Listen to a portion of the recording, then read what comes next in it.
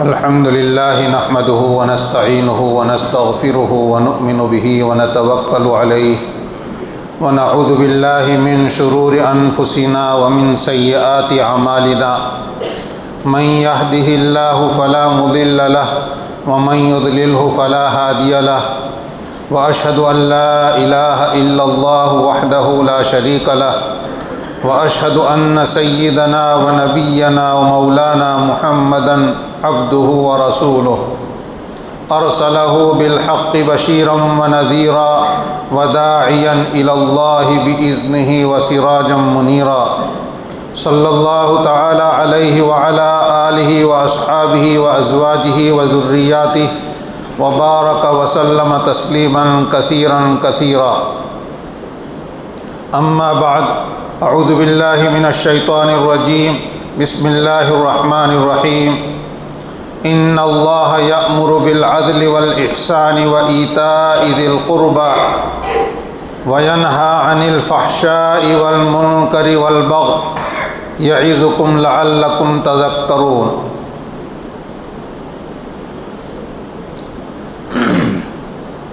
قابل احترام بزرگوں، دوستو، قرآن پاک کی جو آیت میں نے آپ کے سامنے ابھی تلاوت کی، یہ آیت ہر کسی کو معلوم ہوگی کہ جمعہ کے دوسرے خطبے کے اخیر میں امام صاحب اس آیت کو ضرور پڑھتے ہیں اور اس پر اپنے خطبے کو ختم کرتے ہیں۔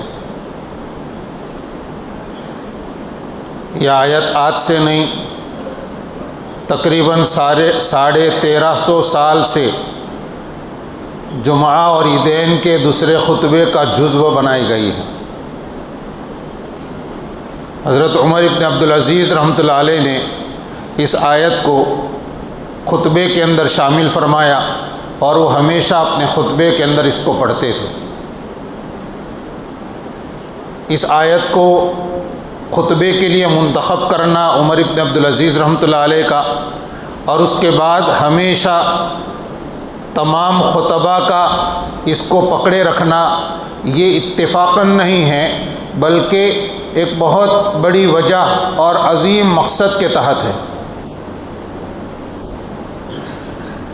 یہ آیت عبداللہ ابن مسعود رضی اللہ تعالیٰ عنہ، جن کے پاس قرآن کا بہت گہرا علم تھا، شریعت کے بھی بہت بڑے فقیہ تھے، وہ عبداللہ ابن مسعود رضی اللہ عنہ فرماتے ہیں اس آیت کے بارے میں: اجمع آیت فی القرآن لخیر یتمثل ومن شر یجتنب، کہ پوری دنیا کے اندر جتنا خیر ہے اس خیر کے لیے یہ آیت جامع ہے، اور جس شر سے، جس برائی سے پناہ چاہی جاتی ہے اس برائی سے بچنے کا بھی اس آیت کے اندر حکم ہے۔ گویا یہ آیت پوری جامع ہے ان تمام بھلائیوں کی بھی اور ان تمام برائیوں سے بچنے کے حکم کی بھی جس کی انسان کو ضرورت ہے۔ حالانکہ اس آیت کریمہ میں 3 باتوں کا اللہ رب العزت نے حکم دیا ہے اور 3 چیزوں سے روکا ہے، بس۔ تو 3 اور 3 کل 6 باتیں ہوئی، لیکن اس کے معانی اتنے وسیع ہیں اور ایسی قیمتی باتوں پر یہ مشتمل ہے کہ حضرت عمر ابن عبدالعزیز رحمۃ اللہ علیہ نے اسی بنا پر، چونکہ خطبے میں تھوڑے وقت کے اندر مسلمانوں کو بہت قیمتی اور اہم بنیادی نصیحتیں کرنی مقصود ہوتی ہے، اس لیے آپ نے اس کو منتخب فرمایا۔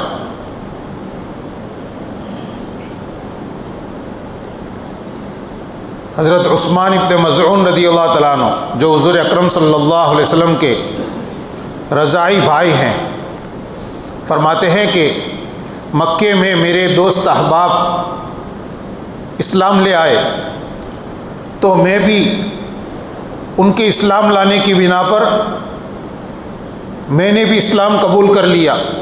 ابھی اسلام میرے دل کے اندر پورا اترا نہیں تھا، لیکن دوستوں کے ساتھ رہنے کی بنا پر دوست جس طرف جا رہے تھے میں نے بھی فیصلہ کر لیا چلو کلمہ پڑھ لیتے۔ فرماتے ہیں کہ جب نبی کریم صلی اللہ علیہ وسلم کے اوپر یہ آیت نازل ہوئی اور آپ نے آیت ہم لوگوں کے سامنے تلاوت کی۔ جب پہلی مرتبہ اس آیت کو میں نے سنا تو ایمان میرے دل کے اندر راسخ ہو گیا اور مجھے یقین ہو گیا کہ آپ واقعی اللہ کے رسول ہیں اور یہ جو کلام ہم کو سناتے ہیں یہ اللہ کا کلام ہے، کیونکہ عرب تھے، عربی جانتے تھے۔ اس آیت کی معنویت کو، حقیقت کو وہ سمجھ گئے کہ اس میں کتنی قیمتی تعلیمات کا ذکر ہے۔ ایسا ایک واقعہ اور ہے، اقسم سیفی، ان کی قوم میں، یہ مدینے سے باہر مکے سے دور رہتے تھے، ان کے قبیلے میں خبر پہنچی کہ ایک شخص ہیں جو اپنے نبی ہونے کا دعویٰ کرتے ہیں اور لوگ ان پر کچھ ایمان بھی لائے ہیں، کچھ لوگ ان کی مخالفت کرتے ہیں۔ ان کی قوم نے اقسم سیفی سے کہا کہ آپ چونکہ ہمارے سردار ہیں، آپ جائیے اور اس نبی کے پاس جا کر تحقیق کیجئے اور ہمیں بتائیے کہ وہ کون ہیں، کیا واقعی ان کی نبوت کا دعویٰ صحیح ہے اور وہ کیا کہتے ہیں۔ اقسم سیفی نے خود ارادہ کیا سفر کرنے کا، تو ان کی قوم کے کچھ لوگوں نے کہا کہ آپ کا خود جانا مناسب نہیں ہے، آپ سردار ہیں۔ تو اقسم سیفی نے کہا کہ ایسا کرو کہ اپنے میں سے 2 آدمی منتخب کر کے مجھے بتاؤ، سمجھدار آدمی، اور میرے پاس بھیجو، میں ان کو کہتا ہوں وہ اس طرح جا کر تحقیق کریں گے۔ اور قبیلے والوں نے اپنے اندر سے 2 آدمیوں کو منتخب کیا۔ اقسم سیفی نے کہا کہ جب تم جاؤ حضرت محمد کے پاس صلی اللہ علیہ وسلم تو جا کر پوچھنا من انت وما انت، کہ آپ کون ہیں اور آپ کیا ہیں، دوسرا کچھ پوچھنے کی ضرورت نہیں۔ اس کا جو جواب ہوگا اسی سے میں طے کر لوں گا کہ یہ شخص کیسے ہے، سچے ہے جھوٹے ہے۔ دونوں نبی کریم صلی اللہ علیہ وسلم کی خدمت میں پہنچے، آ کر انہوں نے کہا ہم فلاں قبیلے سے آئے ہیں اور ہم آپ سے 2 سوال کرتے ہیں، من انت۔ نبی پاک صلی اللہ علیہ وسلم نے فرمایا انا محمد بن عبداللہ، بس میں عبداللہ نامی شخص کا بیٹا محمد ہوں۔ اپنا اور اپنے والد کا نام بتلایا۔ انہوں نے دوسرا سوال کیا ما انت، آپ نے فرمایا انا رسول اللہ، میں اللہ کا رسول ہوں۔ پھر اس کے بعد نبی کریم صلی اللہ علیہ وسلم نے ان کے سامنے قرآن پاک کی یہی آیت تلاوت کی جو میں نے ابھی آپ کے سامنے تلاوت کی، ان اللہ یأمر بالعدل والاحسان وایتاء ذی القربى وینہی عن الفحشاء والمنکر والبغی یعظکم لعلکم تذکرون۔ چونکہ یہ سب عرب تھے اس لیے ان کو یہ آیت تو یاد ہو گئی، بس یہ وہاں سے چلے، اپنے قبیلے میں آ کر اپنے سردار سے کہا کہ ہم نے ان سے سوال کیا من انت، اس کے جواب میں انہوں نے فرمایا انا محمد بن عبداللہ۔ دوسرا سوال آپ نے بتلایا تھا کیا ما انت، آپ کیا ہیں، اس کے جواب میں انہوں نے فرمایا انا رسول اللہ، میں اللہ کا رسول ہوں۔ پھر اس کے بعد انہوں نے یہ کلام ان کو سنایا۔ اب یہ دونوں نمائندے اپنے قبیلے کے سردار کے سامنے یہ آیت پڑھ رہے ہیں۔ قبیلے کا سردار تھا، بڑا ذہین تھا اقسم سیفی، تو انہوں نے سنتے ہی کہا او میری قوم، یہ شخص تو مکارم اخلاق کی تعلیم دیتے ہیں، عمدہ قسم کے اعلیٰ قسم کے اخلاق کی تعلیم دینے والے آدمی ہیں اور برائیوں سے روکنے والے شخص ہیں، جلدی کرو ان پر جلدی ایمان لے آؤ قبل اس کے کہ تم سے پہلے لوگ ایمان لائیں اور تم پیچھے رہ جاؤ۔ بس ان کی شہادت کے اوپر ان کی ساری قوم اس آیت کے مضمون کی بنیاد پر اسلام قبول کر لیتی۔ یہ آیت اتنی عظیم الشان آیت ہے، اسی لیے جمعہ کے عیدین کے خطبے اسی آیت کے اوپر ختم کیے جاتے ہیں۔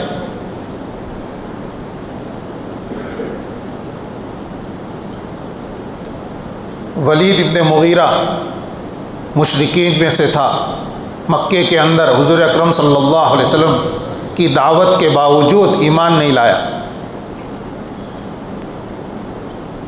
ایک مرتبہ حضور اکرم صلی اللہ علیہ وسلم کی خدمت میں آئے اور آپ نے اس وقت یہ آیات تلاوت فرمائی۔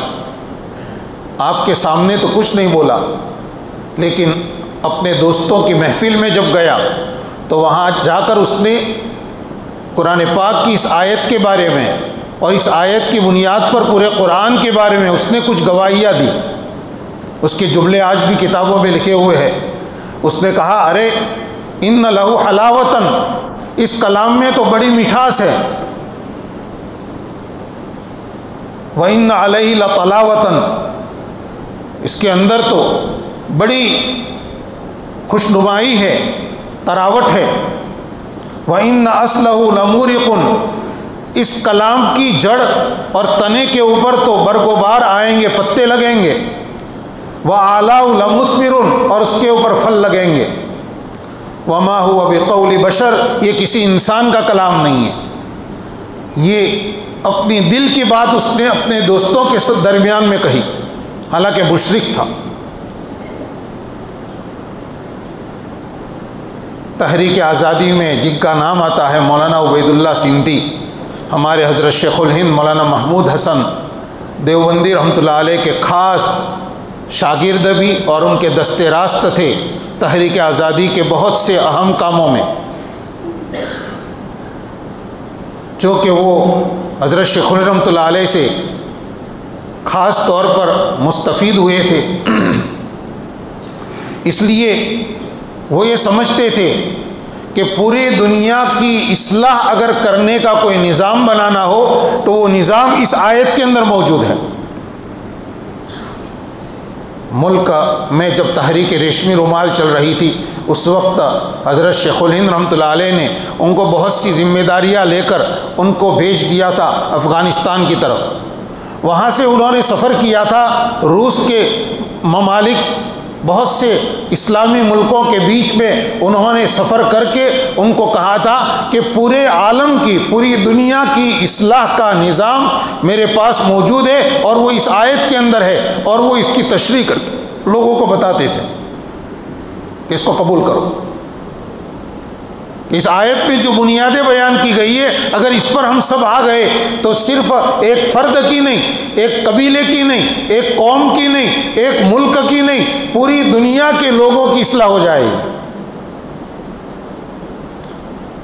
جب اسی زمانے میں ترکی میں خلافت عثمانیہ ختم کر کے جمہوریت کے نام پر مصطفیٰ کمال پاشا نے حکومت قائم کرنا چاہا تھا، حضرت نے اس وقت ترکی کا سفر کیا تھا اور وہاں کے بھی دانشوروں کو جمع کر کے ان سے کہا تھا کہ تم خالص جمہوری نظام مت اپناؤ، میں تمہارے سامنے ایک دوسرا نظام پیش کرتا ہوں، اس نظام کے اندر تم کو پورے عالم کی اصلاح ہو جائے، اس کی صلاحیت موجود ہے۔ لیکن ترکوں کو بات اس وقت سمجھ میں نہیں آئی تھی۔ مولانا عبید اللہ سندھی نے پھر دہلی آ کر وہاں بھی لوگوں کے سامنے یہ پیش کیا تھا، ابھی ملک آزاد نہیں ہوا تھا، اس کے لیے بڑی کوششیں جاری تھی۔ میں یہ عرض کر رہا ہوں کہ صرف پوری دنیا کے، یعنی پوری دنیا کی اصلاح کا نظام صرف ایک آیت میں مولانا فرما رہے کہ ہیں۔ اس آیت میں کیا چیزیں ہیں؟ 3 چیزوں کا اللہ رب العزت نے حکم دیا ہے۔ ان اللہ یأمر بالعدل والاحسان وایتاء ذی القربى، اللہ تعالیٰ حکم کرتے ہیں عدل کا، احسان کا اور رشتہ داروں کو دینے کا۔ عدل، اس کا ترجمہ عام طور پر انصاف کیا جاتا ہے، کبھی عدل کا ترجمہ برابری کیا جاتا ہے۔ عدل یہ عربی کا لفظ ہے، بہت سے مفاہیم کو اپنے اندر لیے ہوئے ہیں۔ عدل کے معنی چاہے انصاف کے کریں، چاہے برابری کے کریں۔ عدل کے معنی ہر چیز کو اس کا حق دینے کے کریں۔ عدل کے کئی مراتب ہیں۔ ایک سب سے پہلا بنیادی مرتبہ ہے اللہ کی ذات کے ساتھ عدل کرنا، ایک بندہ ہونے کے ناطے اپنے پروردگار کو وہ جیسا ہے ویسا مانے، اپنی ذات میں وہ یکتا ہے، اس کا کوئی شریک نہیں، عقیدہ توحید جس کو کہتے ہیں، اس کی صفات میں اس کا کوئی شریک نہیں، یہ یقین اس کا ہو جائے تو یہ توحید کا عقیدہ دل و جان سے قبول کرنا، یہ ہے عدل مع اللہ، اللہ کی ذات کے ساتھ عدل کرنا۔ یہ بنیاد ہے، یہ ایمان ہے جو سب سے پہلے بندے کے اوپر جس کا فریضہ عائد ہوتا ہے۔ کسی بھی طرح کا شرک کرنا، شرک کا کوئی درجہ اختیار کرنا حرام ہے اور عدل کے خلاف ظلم ہے۔ ان الشرک لظلم عظیم، بے شک شرک بہت بڑا ظلم ہے، کیونکہ عدل نہیں ہوگا تو ظلم ہوگا،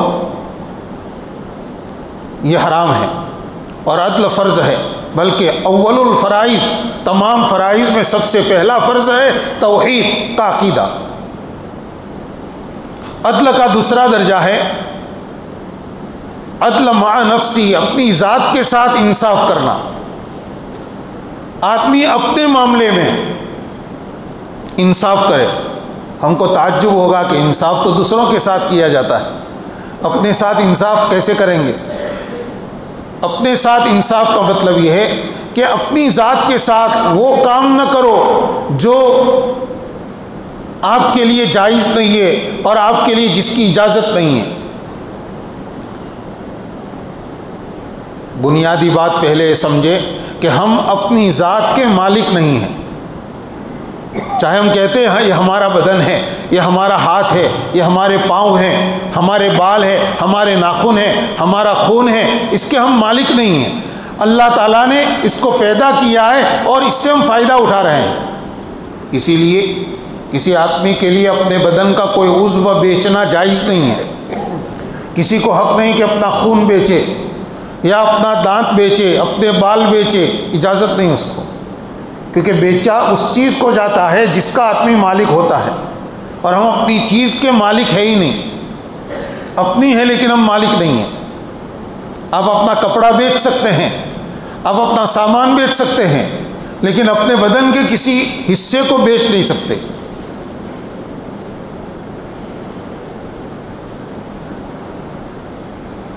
اسی طرح کسی انسان کے لیے جائز نہیں ہے کہ وہ اپنے بدن کے کسی عضو کو تلف کرے، ضائع کرے۔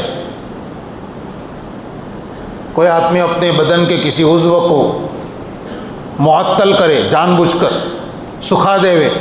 بہت سے ہوتے ہیں بابا قسم کے لوگ، آج کل لوگوں نے ان کو بہت پہچان لیا قریب میں، کہ کوئی اپنے ہاتھ کو بیکار کیے ہوئے ہے، کوئی اپنے پاؤں کو بیکار کیے ہوئے ہے، کوئی اپنے کو کانٹوں میں سلا کر اپنے جسم کو تکلیف پہنچا رہا ہے۔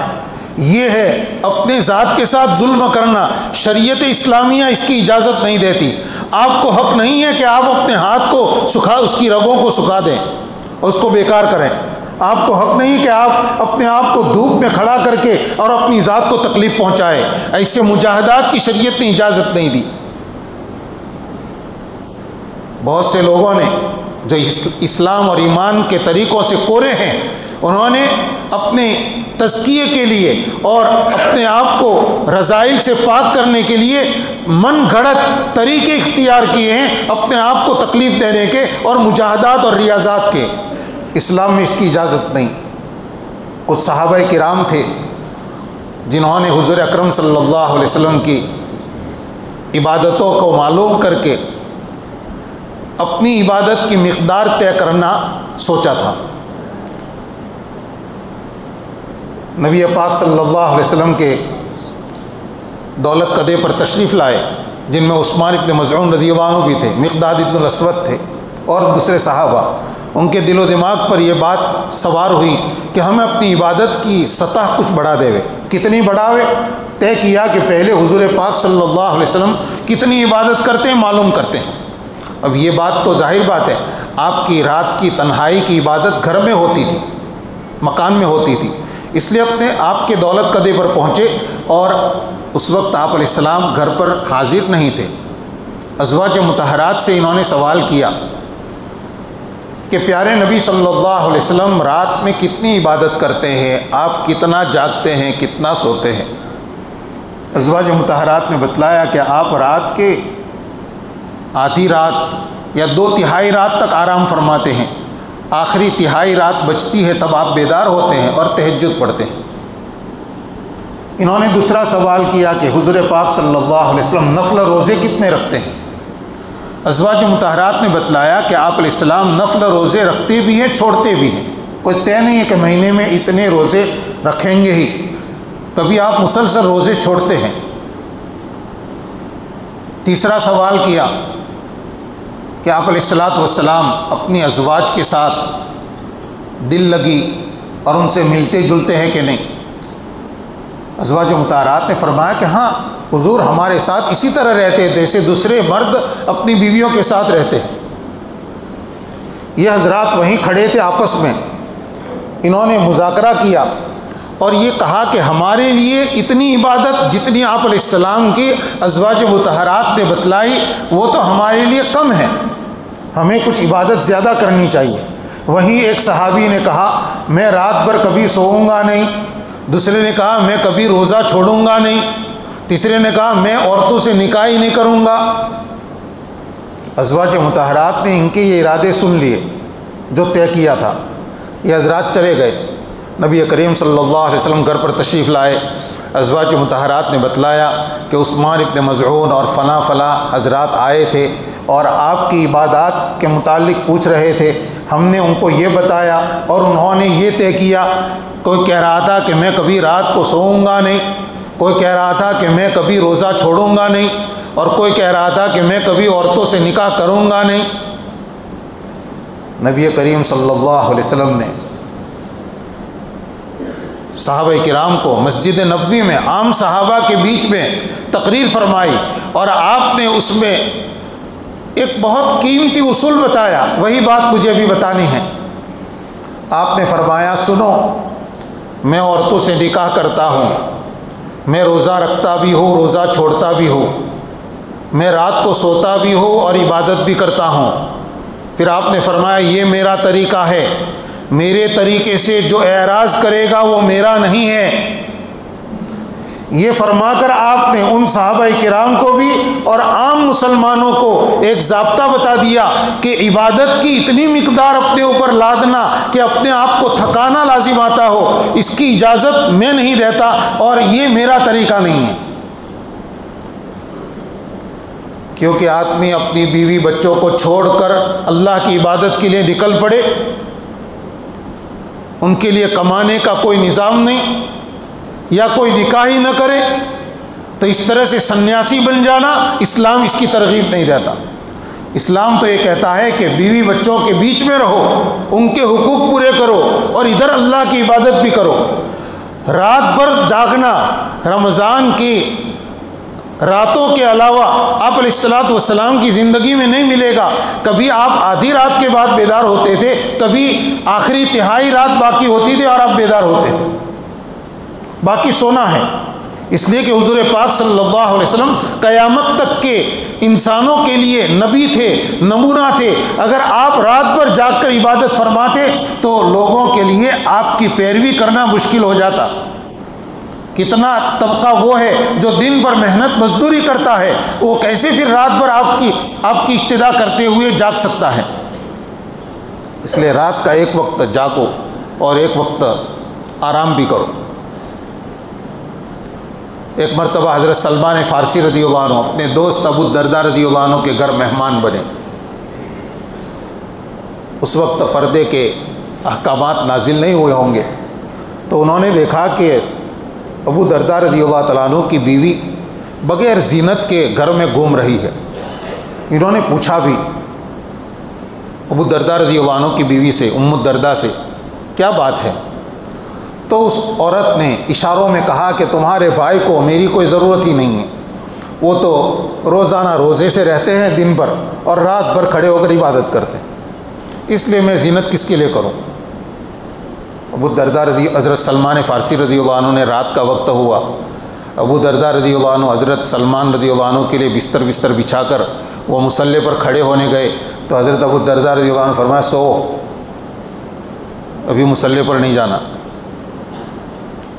پھر انہوں نے نصیحت کی، فرمایا دیکھو تمہاری ذات کا تمہارے اوپر حق ہے، تمہارے مہمان کا تمہارے اوپر حق ہے، تمہاری بیوی کا تمہارے اوپر حق ہے، تمہاری آنکھ کا تمہارے اوپر حق ہے، اس لیے سوؤ بھی اور پھر عبادت کرو۔ ہمیشہ روزہ نفل روزے سال بھر رکھ کر اپنے کو کمزور مت کر دو۔ کہ انہوں نے نصیحت کی۔ جب نبی کریم صلی اللہ علیہ وسلم کی خدمت میں حاضر ہوئے تو حضرت سلمان فارسی رضی اللہ تعالیٰ عنہ نے پورا واقعہ سنایا کہ ابو الدرداء کے گھر میں گیا تھا، وہاں ایسی ایسی بات ہوئی اور وہاں پر ان کی بیوی نے یہ کہا تو میں نے ابو الدرداء سے یہ کہا۔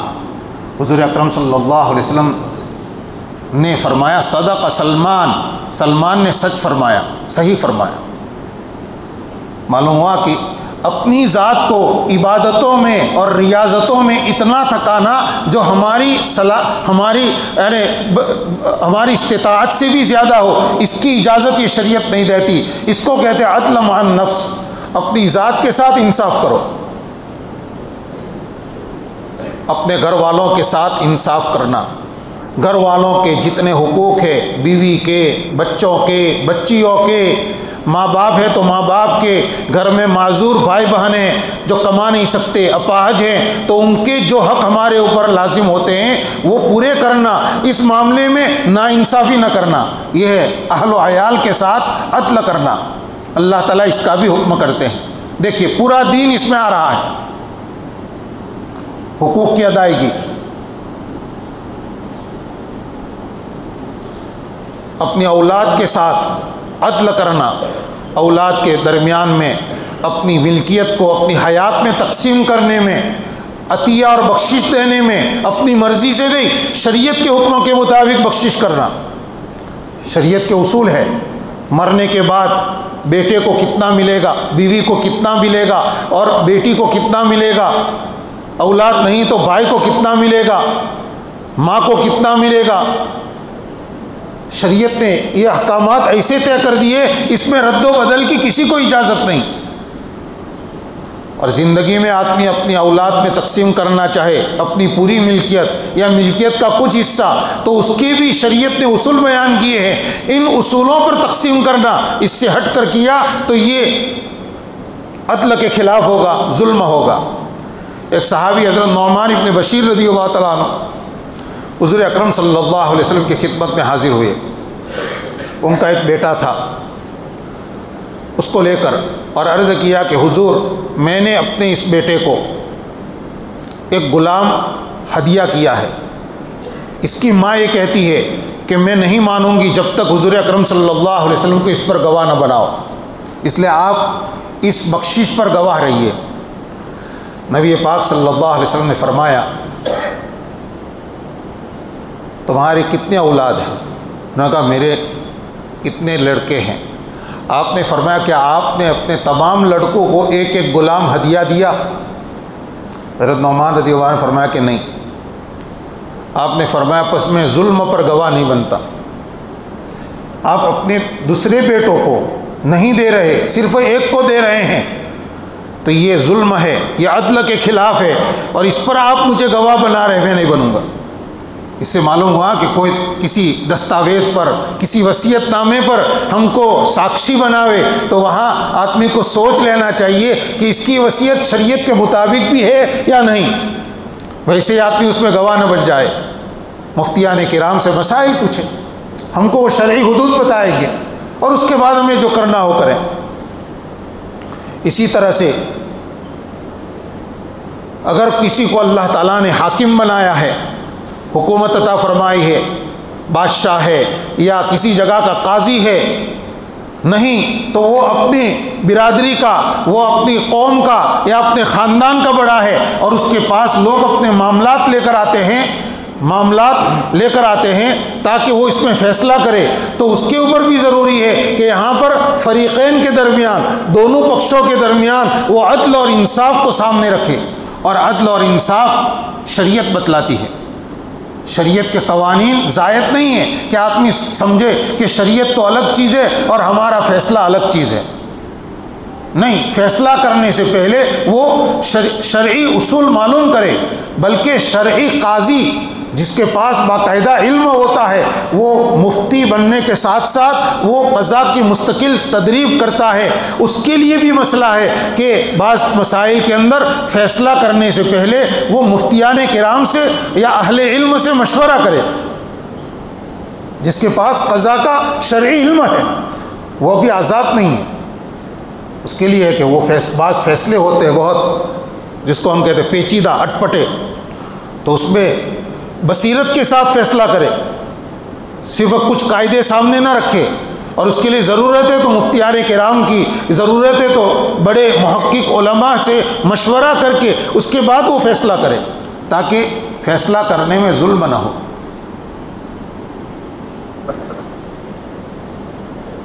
یہ تو ہوا اللہ تعالیٰ حکم فرماتے ہیں عدل کا، تو عدل ہماری زندگی میں، نجی زندگی میں بھی ہے، ہماری اپنی ذات کے ساتھ بھی ہے، عدل ہمارے عقیدے میں بھی ہے، عدل ہمارے بیوی بچوں کے ساتھ بھی ہے، عدل ہمارے اپنے رشتہ داروں کے ساتھ بھی ہے، اور اگر ہمارے پاس کوئی فیصلہ کرانے آتا ہے تو وہاں بھی عدل اور انصاف ہے۔ اس کا اللہ تعالیٰ حکم دیتے ہیں۔ دیکھیے، صرف اس عدل کو اگر حقیقت میں ہر آدمی اگر زندہ کرے اور ہر جگہ زندہ ہو جائے تو دنیا سے ظلم کا خاتمہ ہو جائے گا کہ نہیں؟ سارے مسائل ظلم کی وجہ سے تو پیدا ہو رہے ہیں۔ حکام عدل کریں گے تو رعایا پر جو ظلم ہوتا ہے وہ ختم ہو جائے گا، فیصلہ کرنے والے عدل کریں گے تو فریقین میں سے کسی ایک کے اوپر جو ظلم ہوتا ہے وہ ختم ہو جائے گا۔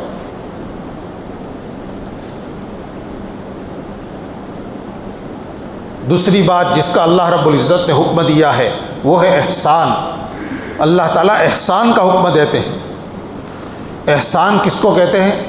حضرت علامہ شبیر احمد عثمانی رحمۃ اللہ علیہ فرماتے ہیں کہ آدمی نیکیوں کا ایسا پیکر بن جائے کہ بس اس سے دوسروں کا بھلا ہی وہ چاہتا ہو، کسی کا برا نہ چاہے، اس کے اندر نیکی اور خیر اتنی سما جائے کہ بس اس کی ذات سے دوسروں کا بھلا ہوتا رہے۔ یہ احسان ہے۔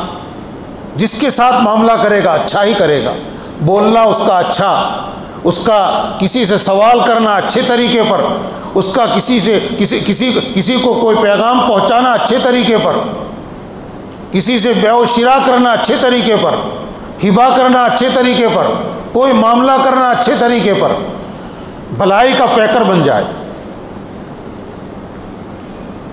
احسان کا دوسرا ایک مطلب یہ ہے کہ آدمی کے اوپر جو چیزیں لازم ہوتی ہے، ضروری ہوتی ہے، اس کے اندر جو برابری، عدل کا جو تقاضا ہوتا ہے، عدل کے تقاضے سے، انصاف کے تقاضے سے اوپر اٹھ کر فضل کا معاملہ کرے، عفو اور درگزر کا معاملہ کرے، تلطف اور ترحم کا معاملہ کرے، مہربانی کا معاملہ۔ مثلا کسی شخص نے ہمارے ہاں مزدوری طے کی تھی، اتنا کام کرنا ہے اور آپ کو 200 روپے مزدوری دیں گے۔ اس نے کام پورا کیا، وہ 200 روپے مزدوری کا حقدار ہوا، تو 200 روپے آپ نے اس کو دے دیے، یہ تو عدل ہوا۔ اللہ تعالیٰ عدل سے آگے احسان کا حکم فرماتے ہیں، مطلب یہ ہے کہ 200 روپے پر اس کو 2، 4، 5 روپے بھی زیادہ دے دو۔ اگر یہ برتاؤ ہمارا اپنے مزدوروں کے ساتھ، اپنے ماتحتوں کے ساتھ اگر شروع ہو جائے، دوسری مثال، گاہک نے بیپاری کو، دکان والے کو 100 روپے دیے، کہا مجھے 100 روپے کے چاول چاہیے۔ اب اس کے 1 کلو چاول دینے تھے، 1 کلو اس نے تولا، آج کل تو ڈیجیٹل ہے نا، یعنی 1 کلو کے اوپر آدھا گرام بھی زیادہ وہ بتاتا ہے۔ اب دکاندار 1 کلو پورے 1000 گرام پورے تول کر دے رہا ہے، یہ تو عدل ہوا۔ لیکن اس پر 2 گرام، 3 گرام، 5 گرام، 10 گرام زیادہ دے تو، 1 مٹھی زیادہ دے دے، یہ احسان ہے، یہ فضل کا معاملہ۔ عدل سے آگے بڑھو، تولو اور جھکتا تولو۔ ظاہر بات ہے جو جھکتا تول کر دے گا، گاہک کے دل میں اس دکاندار کی وقعت پیدا ہوگی کہ یہ بندہ اچھا ہے، دوبارہ اسی دکان پر وہ آئے گا، تو تجارت کا بھی فائدہ ہے۔ یہ نہیں کہ تولنے کے ترازو کے اندر کوئی ایسی مسٹک ہے جس کی وجہ سے 1 گرام 2 گرام حقیقت میں کم رہتا ہے اور یہ زیادہ بتا رہا ہے. گاہک کو کیسے پتہ چلے گا؟ کون بار بار جا کر تولتا ہے؟ نہیں، اس کو پورا دینا، بلکہ اس سے زیادہ دینا، جھکتا ہوا دینا. تو مزدور کو اس کی مزدوری جتنی بنتی ہے اس پر 2-3 روپئے زیادہ دینا. اگر یہ ہو تو نہ کسی پر ظلم ہوگا، بلکہ اس مزدور کے دل میں، اگر وہ غیر مسلم ہے تو اس کی ایک مسلمان کی اور اس کے اسلام کی اس کے دل کے اندر عظمت پیدا ہوگی کہ مسلمان کتنے بھلے ہوتے ہیں. آج کتنے کاریگر ہیں، کتنے مزدور ہیں جو بیچارے روتے ہیں کہ فلاں صاحب نے ہم سے کام لیا اور ہمارا اتنا حساب بنتا تھا، اخیر میں حساب میں اتنے 1000 روپئے کاٹ کر ہم کو حساب دیا. اب وہ مزدور ہے، بہت نیچے طبقے کا ہے، وہ بیچارہ سیٹھ صاحب کو کیا کہے گا؟ وہ تو بس ذرا سا اپنے دل کے اندر غم لے کر واپس ہو جاتا ہے. یہ جو مزدوری ہم نے کاٹی ہے، جو اس کا حق ہے، عدل سے بھی کم ہم نے اس کو دیا ہے. یہ ہمارے حج اور عمروں سے، ہمارے صدقات سے، ہماری تہجد سے کبھی یہ اس کا حق معاف نہیں ہوگا، کبھی معاف نہیں ہوگا جب تک وہ معاف نہیں کرے گا. اور اگر ہم اسی طرح دنیا سے گئے، قیامت کے دن اللہ کے دربار میں انصاف ہوگا اور ہمیں اپنی مقبول نیکیاں اس کو دینی پڑے گی. اس کے بغیر یہ معاملہ صاف نہیں ہوتا. توبہ اللہ سے یہ معاملہ صاف نہیں ہوتا. آپ چاہے سجدے کے اندر سر رکھ کر 1 گھنٹے تک اللہ کے سامنے روئیں، لیکن کسی کا 1 پیسے کا اگر حق باقی ہے وہ حق کبھی بھی معاف نہیں ہوتا. چاہے وہ سبزی والا بہت نچلے درجے کا آدمی ہو، چاہے وہ مزدور ہو بالکل آخری درجے کا اور سب سے یعنی جس کی کوئی وقعت نہیں ہے، ایسا انسان ہو، اس کا حق بھی حق ہے. چاہے غیر مسلم ہو، اس کا حق باقی رہے گا. اس لیے میرے بھائیوں، مزدوروں کی مزدوری ادا کرنے کے اندر ہم عدل سے آگے، عدل پر تو کم از کم رہے، یہ تو فرض ہے، لیکن اس سے آگے احسان کا معاملہ کریں. کتنے لوگ ہیں ان کا یہ طریقہ ہے کہ جتنی مزدوری ہوتی ہے اس پر 10 روپئے زیادہ دیں گے. 20 روپئے لے، تیرے بچوں کے لیے چاکلیٹ لے جانا، تیرے بچوں کے لیے بسکٹ لے جانا. اس میں اس مزدور کی عادت خراب نہیں ہوگی کہ مزدوری تو جو طے تھی وہی تھی، اب بچوں کے نام پر آپ دے رہے ہیں. وہ بیچارہ کتنا خوش ہوگا، وہ اپنے گھر میں اس کا تذکرہ کرے گا کہ مسلمان اتنے اچھے ہوتے ہیں. تو یہ احسان ہے.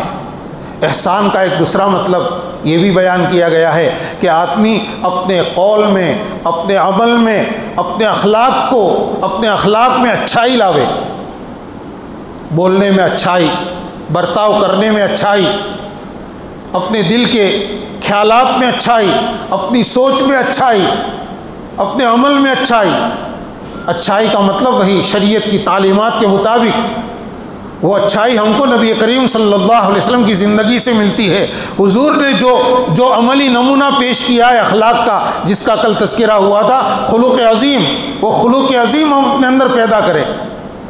اور دل کی وہ عادتیں، دل کی وہ باتیں جس کا کئی مرتبہ تذکرہ آیا، جس کو رذائل کہتے ہیں، دل کی برائیاں، دل کے گناہ، ان سے اپنے کو پاک کرے. یہ بھی احسان ہے. احسان فی الاعمال، احسان فی الاخلاق. اور ایک احسان ہے عبادت کا.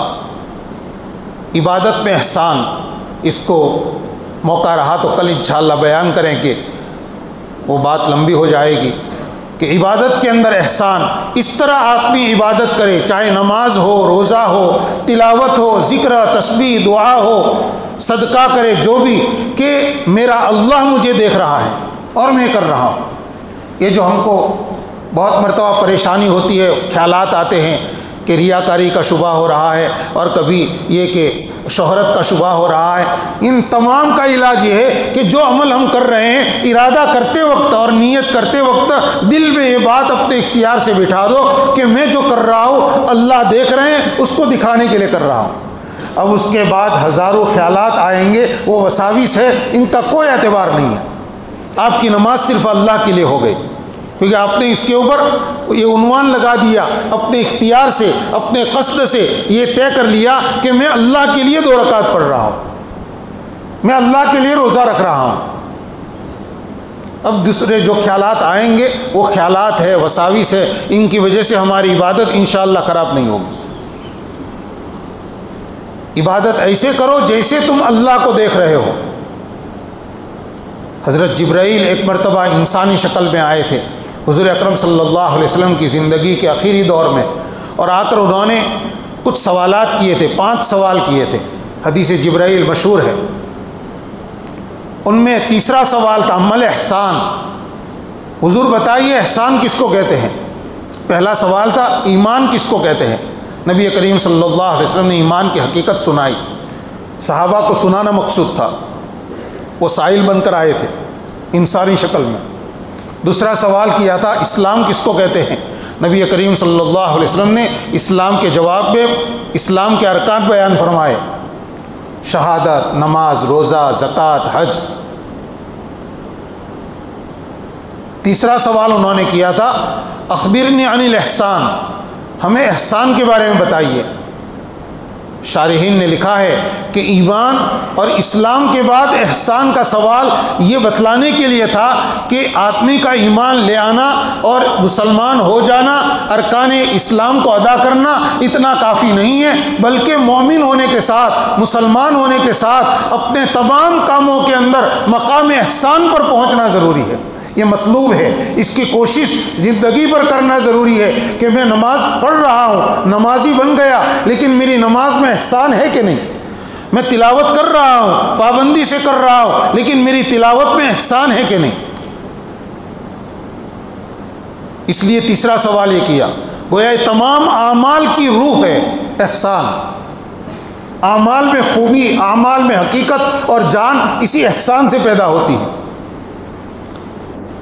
نبی پاک صلی اللہ علیہ وسلم نے فرمایا ان تعبد اللہ کأنک تراہ. احسان یہ ہے کہ تم اللہ کی عبادت ایسے کرو جیسے تم اللہ کو دیکھ رہے ہو. بندہ اپنے اللہ کو دیکھے. ظاہر بات ہے اللہ کو کسی نے دنیا میں دیکھا نہیں. ہمارا عقیدہ ہے کہ دنیا میں اللہ تعالیٰ کو دیکھ نہیں سکتے. آخرت میں جنت والے اللہ تعالیٰ کو دیکھیں گے. اللہ تعالیٰ کی زیارت ہر جمعہ کو ہر جنتی کو ہوگی. اللہ تعالیٰ ہم سب کو کرائے. دنیا میں حضرت موسیٰ علیہ السلام کے دل میں شوق پیدا ہوا تھا. کوہ طور پر گئے تھے، اللہ تعالیٰ سے ہم کلام ہوئے تھے، تو اس کلام سننے کی جو لذت ان کو محسوس ہوئی، وہ کلام جو ہو رہا تھا صرف کلام سن رہے تھے، اللہ تعالیٰ کا دیدار ابھی نہیں ہوا تھا. اس لیے دل میں اللہ تعالیٰ کے دیدار کا شوق پیدا ہوا. تو انہوں نے سوال کیا رب ارینی انظر الیک، پروردگار زیارت دیدار کرا دیجئے میں آپ کی زیارت کر سکوں. اللہ تعالیٰ نے فرمایا تھا لن ترانی، موسیٰ دیکھ نہیں سکو گے مجھے، البتہ یہ قریب میں پہاڑ ہے، اس پہاڑ کو دیکھو. اگر ہم اپنی تجلی اس پر ظاہر کرتے ہیں، اس وقت وہ اپنی جگہ پہاڑ ثابت رہے، برقرار رہے، تو تم مجھے دیکھ سکو گے. بس اتنی میں اللہ تعالیٰ کی تجلی ظاہر ہوئی پہاڑ کے اوپر. پہاڑ ریزہ ریزہ ہو گیا. حضرت موسیٰ علیہ السلام بس یہ پہاڑ کا ریزہ ریزہ ہونے کا منظر دیکھتے ہی بے ہوش ہو گئے. خر موسیٰ صعقا. جب ہوش آئے تو انہوں نے کہا باری تعالیٰ میں نے ایسی چیز کا سوال کیا جو نہیں کرنی چاہیے تھی. دنیا میں تیرا دیدار ہو نہیں سکتا اور میں نے سوال کر لیا. تو ہمارا عقیدہ ہے دنیا میں اللہ تعالیٰ کا دیدار ہو نہیں سکتا، لیکن آخرت کے اندر اللہ تعالیٰ کا دیدار ہوگا. کس کو؟ جنت والے اللہ تعالیٰ کا دیدار کریں گے. جمعہ کا جو وقت ہوتا ہے یہاں، ارے دنیا میں جمعہ کا وقت خطیب کے خطبہ دینے کا، بس وہی وقت جمعہ کے دن جنت کے اندر اجتماع ہوگا جنت والوں کا، اور وہاں اللہ رب العزت کی سب زیارت کریں گے. حدیث شریف میں ہے تم اپنے پروردگار کو ایسے دیکھو گے جیسے چاندنی رات میں تم آسمان میں چاند کو دیکھتے ہو. کروڑوں انسان اس چاند کو بیک وقت دیکھتے ہیں، دیکھنے کے اندر کوئی زحمت نہیں ہوتی. ایسے اللہ تعالیٰ کی آسانی سے تم زیارت کر سکو گے. اللہ تعالیٰ ہم سب کو نصیب فرمائے. اس زیارت کے اوپر آدمی کے اندر علوم اور معارف بڑھ جائیں گے، اللہ تعالیٰ سے قرب بڑھ جائے گا. تو دنیا میں فرمایا عبادت ایسی کرو جیسے تم اللہ کو دیکھ رہے ہو۔ ظاہر بات ہے اللہ کو دیکھا تو کسی نے نہیں، تو پھر اللہ کو دیکھ رہے ویسے عبادت کیسے کرنا؟ تو اس کے متعلق اگلے جملے میں حضور پاک صلی اللہ علیہ وسلم نے فرمایا کہ تم اللہ کو دیکھ نہیں سکتے اور دیکھتے نہیں ہو، لیکن اللہ تو تم کو دیکھ رہا ہے۔ تو اللہ تعالیٰ ہم کو دیکھ رہے ہیں، بس اس کو ہمیشہ مستحضر رکھ کر، اس کو ہمیشہ سامنے رکھ کر تم عبادت کرو۔ اس کی مثال دی ہے حضرت حکیم الامت مولانا اشرف علی تھانوی نور اللہ مرقدہ نے، بہت آسان کر کے حضرت نے اس حدیث کو سمجھا دیا ہے کہ ایک مزدور کہیں کام کرنے کے لیے بیٹھا ہے، اکیلا ہے، چاروں طرف کوئی نہیں ہے۔ اس مزدور کو کوئی آ کر کان میں کہے کہ تیرا مالک یا تیرا سیٹھ جس نے تجھے کام سونپا ہے وہ فلاں جگہ سے تجھے دیکھ رہا ہے۔ اب اس مزدور کے کام کرنے کی نوعیت بدل جائے گی، پہلے غفلت سے بیٹھا تھا، اب سیدھا بیٹھ جائے گا کہ سیٹھ صاحب برابر دیکھ رہے ہیں ابھی مجھے۔ آج کل تو کیمروں کے ذریعے سے ملازمین کے اوپر نظر رکھی جاتی ہے، اگر اس کو پتہ چل جائے ملازم کو کہ میرا مالک یا میرا سیٹھ مجھے ابھی اسی وقت کیمرے پر مجھے دیکھ رہا ہے، تو اس کے کام کے اندر چوکنا پن آ جائے گا، غفلت نہیں رہے گی، پورا کام میں متوجہ رہے گا۔ بس یہ جو کیفیت، یہی کیفیت ہمارے اندر ہو تو گویا ہم اللہ کو دیکھ رہے ہیں۔ جیسے ایک اندھا آدمی بادشاہ کے دربار میں جاوے، اندھا ہے اس لیے بادشاہ کو دیکھ ہی نہیں سکتا ہو، لیکن اس کو یہ یقین ہے کہ میں دربار میں آیا ہوں تو بادشاہ مجھے دیکھ رہا ہے، تو وہ بالکل سیدھا چلے گا، وہ ادھر ادھر دیکھے گا نہیں، کیونکہ اس کو یقین ہے کہ بادشاہ مجھے دیکھ رہا ہے۔ بس یہ کیفیت ہماری نماز کے وقت ہو، نماز کے شروع میں بھی، نماز کے بیچ میں بھی، نماز کے آخر میں بھی۔ نماز میں خشوع پیدا کرنے کا طریقہ حضرت جی مولانا یوسف صاحب رحمۃ اللہ علیہ نے فرمایا ہے کہ نماز کے ہر رکن میں، قیام کی حالت میں، رکوع کی حالت میں، سجدے کی حالت میں، ہر رکن کے اندر ہم یہ بار بار خیال لاویں کہ اللہ مجھے دیکھ رہے ہیں۔ ہر رکن میں یہ خیال لاؤ اللہ مجھے دیکھ رہے ہیں، تو بے توجہی ختم ہو جائے گی۔ اور جو سنتیں ہیں، مستحبات ہیں نماز کے، ان کی رعایت کرے آدمی۔ اسی طرح تلاوت کرنے بیٹھے، اللہ میری تلاوت کو سن رہے ہیں، میرے بیٹھنے کو دیکھ رہے ہیں۔ آدمی صدقہ کرے، اللہ میرے صدقہ کرنے کو دیکھ رہے ہیں، کتنا آسان ہے۔ بس اس کی عادت بن گئی تو اسی کو احسان کہتے ہیں۔ یہ ہماری عبادت اس مرتبے پر ہوگی جس مرتبے پر عبادتیں ہونی چاہیے، اور یہی ایمان اور اسلام کا کمال ہے۔ اللہ تعالیٰ ہم سب کو نصیب فرمائے اور ہمارے لیے آسان فرمائے۔ باقی باتیں انشاءاللہ کل پوری کریں گے۔